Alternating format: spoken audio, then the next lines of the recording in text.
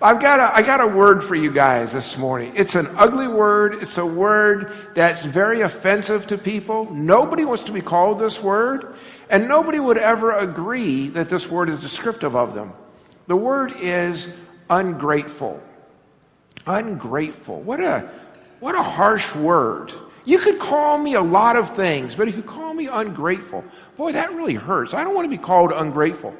One of the problems of being called ungrateful is that none of us feel that we're ungrateful. So how can somebody actually call us ungrateful if they only knew how I felt about things, how I saw things? The last thing I would be, you would call me, is ungrateful. But that right there, that's the issue. Because when you are ungrateful, if somebody deems you to be ungrateful, you look in the mirror of life and you say, I'm not ungrateful. And what you're basically saying is, I don't feel ungrateful. What do you mean calling me ungrateful? I've got so much gratitude in my heart for so many people. But the person looking at us saying we're ungrateful, they are not asking us how we feel. What they're doing, they're making a comment on how we act or how we behave or how we've treated other people in response to things they've done for us. So they see a whole nother angle that's very difficult for you and for me to see in ourselves. Ungrateful. Moi? You're calling me ungrateful? How can you call me ungrateful? I'm grateful for everything. Meanwhile, the people looking at us, the people who have been generous with us, people who have been kind to us, giving us a little bit of momentum forward, they're looking going, yeah, I don't remember you saying thank you. I don't remember you following up on that. It's just kind of strange that way. There's a story in the Bible. It's a very unique story in the life of Jesus because we know it as the story of the 10 lepers. And what we have here is a situation where there's one leper who's not like the others. And so many of you know the story, but let's read over it. And before we read it, let me tell you a little bit of thing about leprosy. We don't have leprosy, we don't call it that anymore. It's called Hansen's disease. And the reason we call it Hansen's disease is because back in the late 1800s, Dr. Hansen discovered the bacteria that was involved in causing leprosy. And it's basically a bacteria, and it can be spread through close contact. And what it does, it gets into you, and it works on the nervous systems of your extremities. And so out on your fingertips or your toes, your ears, or even your nose, you begin to lose feeling. And what happens is when you don't have feeling, you can't feel pain, you're less careful about that. So kind of like a diabetes idea to it. So you don't take as good a care and you don't heal a wound or care for a wound as quickly. And so things happen and pretty soon your hands start to shrivel up and it begins to work into the bones. It's a terrible disease. It was very common during the time of Jesus.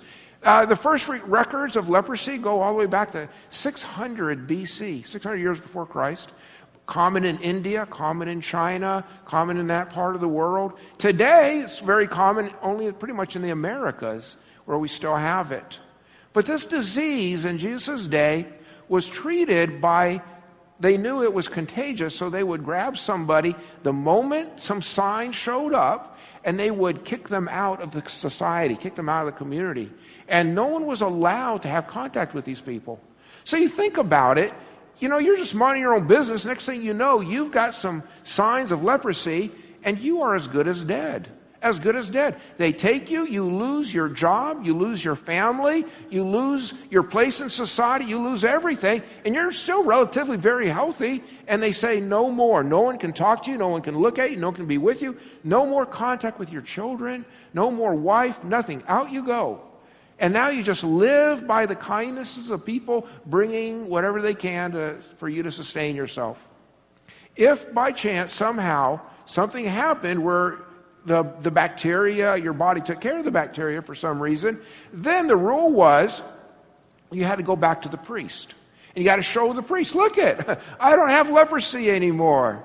And the reason for that was because the priest could kind of act like an independent judge. So he wouldn't be caught up with the emotions of the family, and he could kind of okay, I can see, with no bias here that you are going to be okay, so let you back in.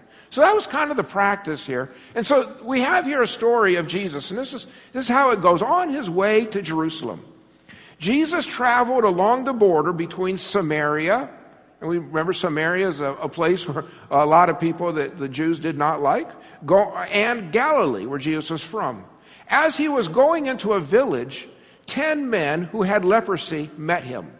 They stood at a distance and called out in a loud voice, "Jesus, Master, have pity on us." When he saw them, he said, "Go, show yourselves to the priests." And as they went, they were cleansed. One of them, when he saw he was healed, came back, praising God in a loud voice. He threw himself at Jesus' feet and thanked him. And he was a Samaritan. Jesus asked, "Were not all 10 cleansed? Where are the other 9? Was no one found to return and give praise to God except this foreigner?" Then he said to him, "Rise and go. Your faith has made you well."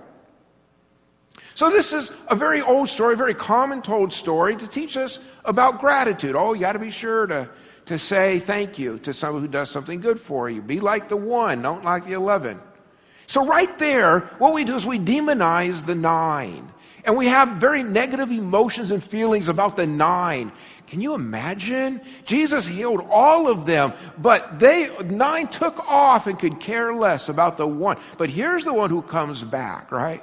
So we have very negative feelings about the 9, but you know what? It's not just 9. Because Jesus in the Gospels heals dozens, hundreds, maybe if you were to account for 3 years of this activity, maybe thousands of people. And there's only one story where one person came back and said thank you. It's not 9, it's thousands. It's not 1, it's only 1. It's not more than 1, it's only 1 that ever said, "Jesus, I really appreciate what you did for me. Thank you very, very much for taking care of me." Now, let's go one step further. Let's say the 9 did go off and show themselves to the priests, and the priest said, "Yeah, you can go back to your family." And then we were to catch up with them, and we were to interview one of them. What would we say? Well, having known this story, would say, "What's wrong with you? Aren't you grateful for what happened?" And they would look at you, and what would they? "Oh, yes, I am so grateful. I couldn't believe it. I thought I was going to die out there in the desert. You can't believe how horrible it was living in this community and all the infighting that goes on and the resentments and what it's like not to have my children." He probably got his children around him now. And on my way back to my town for visiting the priest, my old employer saw me and he was happy. And he said, "You can come back to your job." And now my children and my wife, they're not homeless anymore and they're not unprotected. I'm there.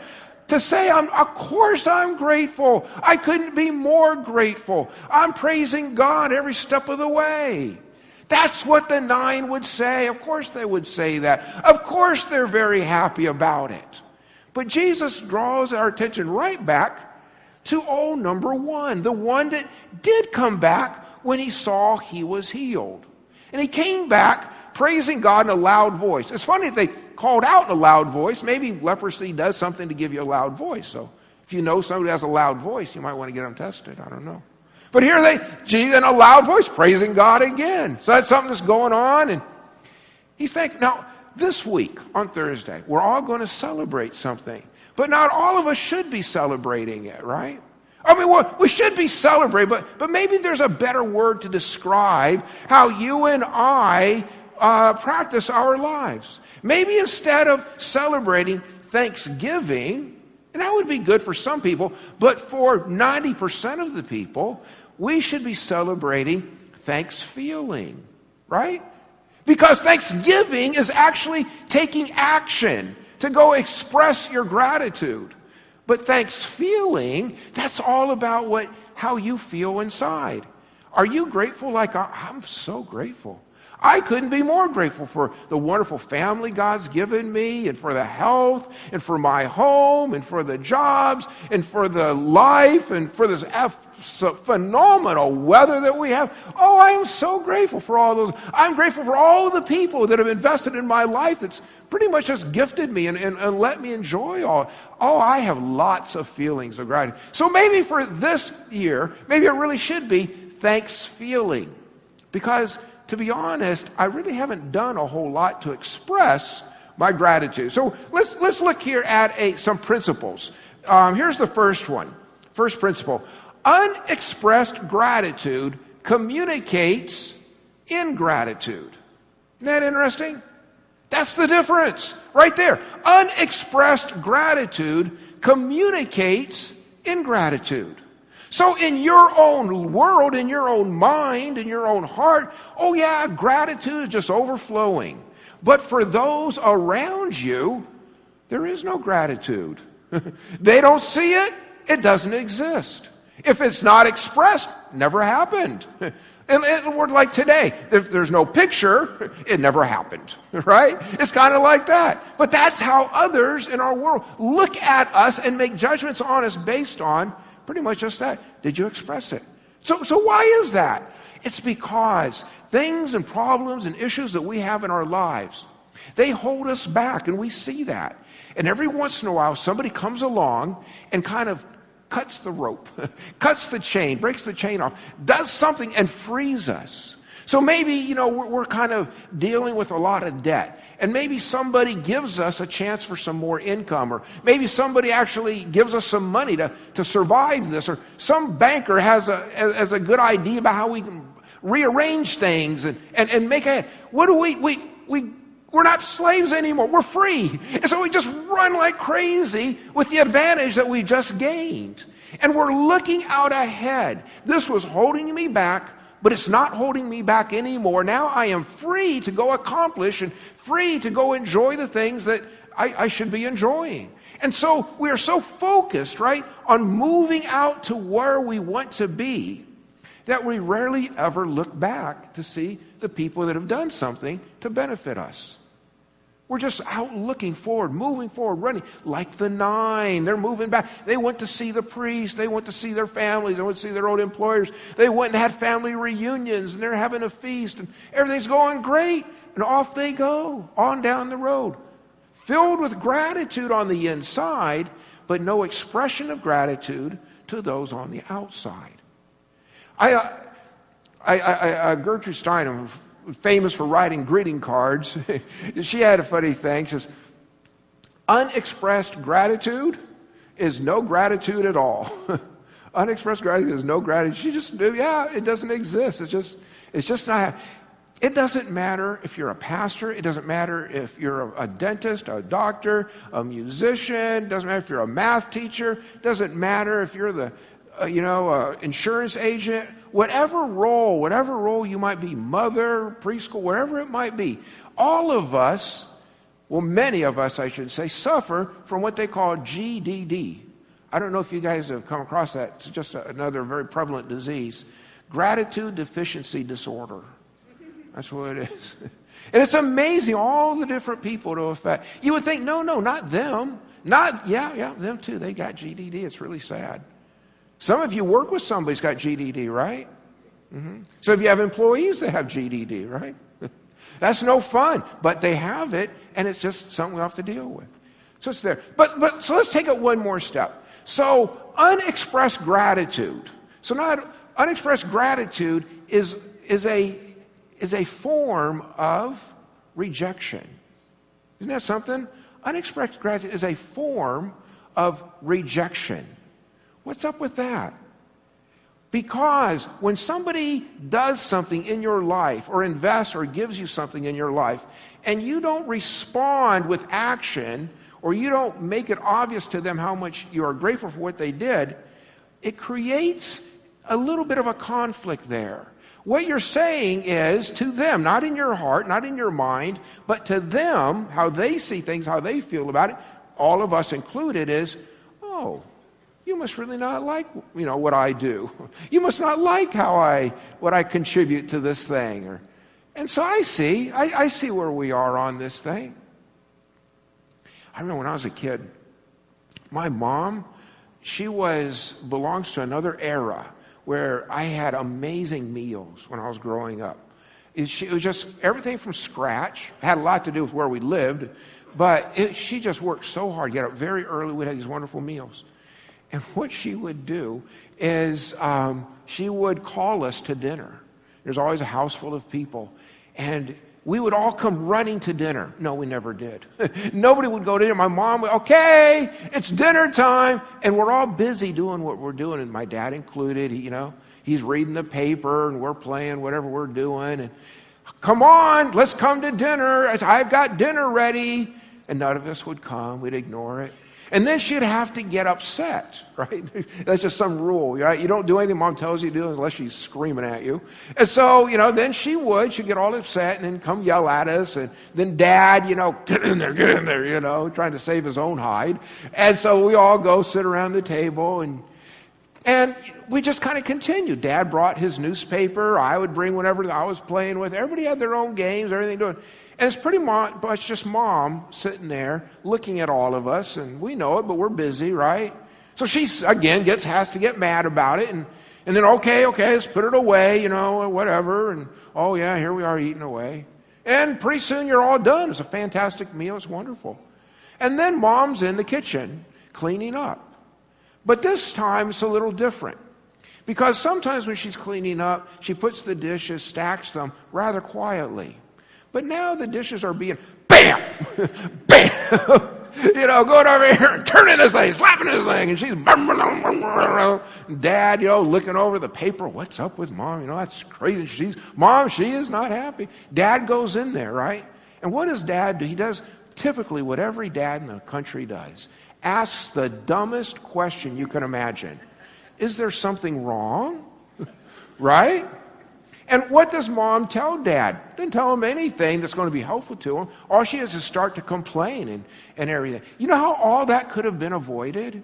It could have all been avoided if Dad would have taken a little bit of leadership in this thing, and he would have gotten everybody into the dinner table. And during the fantastic meal, if Dad or anybody would have said, "This meal is phenomenal.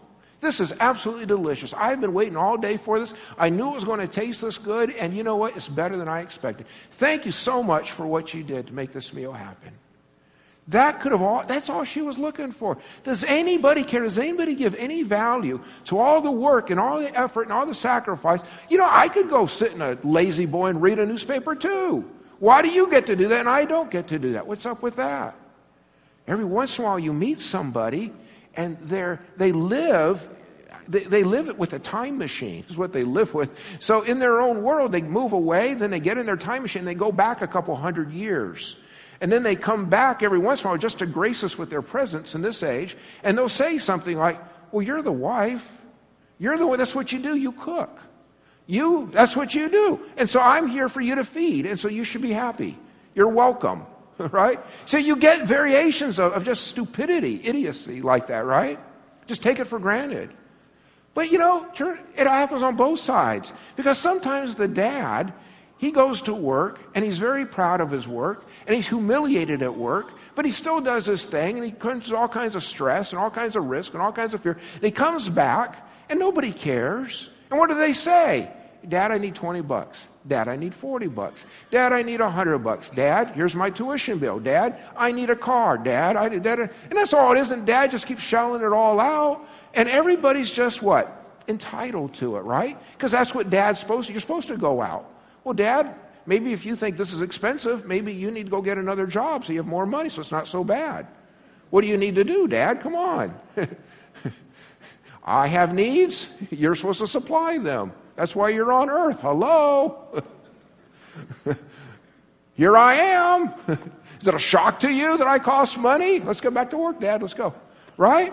And we get into that and we completely disregard that gratitude or what things are supposed to bring to us together. So when you don't express gratitude, you're actually saying, "You know what? I don't really like you. I'm not really that happy with you." But let me take it one step further than that one. Unexpressed gratitude has the same effect as rejection. The same effect. So what is the effect of rejection? If you think of two magnets that are very strong, if you just turn one away, you cannot put those magnets together to save your life, right? They will not. They just slip and slide. They resist it like crazy. But if you turn it around, boom! Now good luck pulling those things apart. It's amazing. So one is acceptance and the other is rejection. And when you reject someone, when you feel that somebody else is rejecting you, you turn your magnet against them. And it's not coming together to save your life. It's not going to happen. When somebody feels that you are rejecting them, that person, they are going to start cashing in all of their chips, and they're getting out of that relationship the very best they can. Sometimes you can't get out of the geography, the space of the relationship, but you can get out of the relationship emotionally. And what you're doing is you're taking the heart. When you don't express gratitude, when you don't take action to show gratitude, you are throwing the heart out of the relationship. You're just tossing it to the side. Yeah, it's that serious. It's a big deal like that. And that's how it goes. Nobody likes to think of these things, but this is how relationships are made to go. That's why Thanksgiving is to be expressed verbally, one-on-one, to bring people together, to have an attractional thing like that. Have you ever met somebody who is very arrogant? And they would tell you, and you would say, you know, you're such an arrogant person, but I got to admit, you're just very grateful for life, aren't you? Right? What happened there? There's no such thing as somebody who is arrogant and grateful, right? No. But and on the other side, have you ever met somebody who is very humble? But you would also say, oh yeah, they are so humble. They're just like Jesus. They're amazing. They're so kind. But you know what? They're just so ungrateful about life. Right? It doesn't happen. No. Arrogant people have no gratitude. Now, not if you ask them, but if you look at them and how you feel about them, they don't have any gratitude at all. And humble people are full of gratitude. Not only if you ask them, but also if you look at their lives, they express it beautifully and they show it. And that's very important. Now let me come around on a more positive. So express gratitude. If you express gratitude, this is what it'll do. It'll come around. It closes the loop in our relationship. It closes the loop in our relationship with God and others. Closes the loop. All of us at some point in our lives, either because we were there in the age group or we've been dragged into it by somebody else, all of us have been to a birthday of a 9 or 10-year-old child. And so this is how every single birthday goes. You've got the table, and you've got the birthday cake, and then around the table are all your friends, and then around all your friends are all their parents, or their mom usually, and then you've got you sitting with the little dunce hat looking thing on, and you've blown the candles out, and now everybody's sung to you, and now here comes the present. And you are so excited about this present, Wow, look at this, a present. And you rip it open, and and it's a video game, and it's the exact video game you wanted, and you're so excited. And so then you look, and there's more praise. So you reach over to get another one when your mom grabs your hand, right? And she just kindly, gently, with a big smile on her face, puts it back in your lap. And she does what? She says, "What do you say?" And you're like, "Oh, I want that next one. That's what I want to say." And no, she's like, "What do you say?" And then you're like, I don't know. I don't want to say it, right?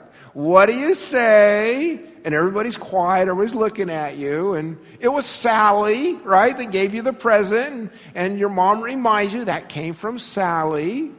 And Mrs. Peterson. And then you got to say, if you ever want to get to that next present, you got to say, "Thank you, Sally. Thank you, Mrs. Peterson." And then everybody's fine.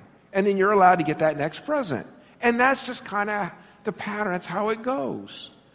That's closing the loop. There was something left undone when you didn't express, when you didn't take action to say, "Thank you for this." It was left undone. But you're able to bring it all the way around and close the loop. So many of us go through a lot of our lifetimes with a lot of loops that just don't quite meet. We feel gratitude in our heart, but we just don't quite express it to the people who need to hear it. And I would encourage us at this time, instead of it being about thanks feeling, let's move it on over and really make it about thanks giving. We're actually take action and express that gratitude. Here, let me talk again. Go back in my final point here about the 9, and the one guy as opposed to the 9. The one guy who came back, we're going to call him the returner, okay? A returner is someone who is willing to go back to those who enabled them to move forward. The returner, willing to go back to those who enabled them to move forward. Let me ask you, as you think about your own life, and I've done this right this week, who has invested in my life in such a way that they enabled me to move forward? And I've had some gain. Who was it that all those people, because all of us, if we think about it, can come up with a good full-size list of people who we would not be where we are today if it were not for them. They played a vital role, a vital part, whether how small or large it was, whether they realize it or not. Yet we know in our heart of hearts that if it had not been for them, we would not be where we are today, and we are grateful for their role. Well, think about it a little differently. Think about what had happened if they hadn't done that. Wonder if there hadn't been that special teacher that kind of guided me and they just hadn't said anything. I would have ended up somewhere where I'm not as fulfilled today. Wonder if it hadn't been that neighbor who really gave some fatherly advice to me at the moment that I really needed it. What if it hadn't been for that friend that when everybody else didn't want to have anything to do with me because I'd embarrassed myself, that friend came to me and could care less and kind of walked with me back into life and helped me through it. Whatever it might be, those people, none of us are here, you know, the old self-made man. None of us are all of us are products of the investment and the kindness and the generosity of other people. If you don't see it, well, that's a place to begin. Why can't I even see it? What's wrong with me? But to go back and to be able to examine your life, to go back. Now, there are some times when I can clearly identify who those people are, but we have this attitude. Nah, I'm not going to say anything to them because that was at another time, and they know that I'm grateful, and that's just that. I got to move on. I got other things to do. But if I ever have the opportunity, if they ever came to me and asked me about it, if I ever even ran into them, yeah, I'd say something. But no, I'm not going to go look for them. I'm going to go seek them out. Why? Why would you not go and say thank you to those people that really made that big difference? And I'll tell you what the primary reason is.